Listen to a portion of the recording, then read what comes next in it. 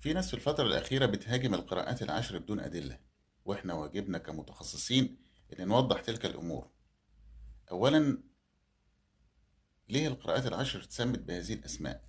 اتسمت بهذه الأسماء كنافع وابن كثير وأبو عمرو وابن عامر وهكذا، لأن هؤلاء الأشخاص اشتهروا بتلك القراءات.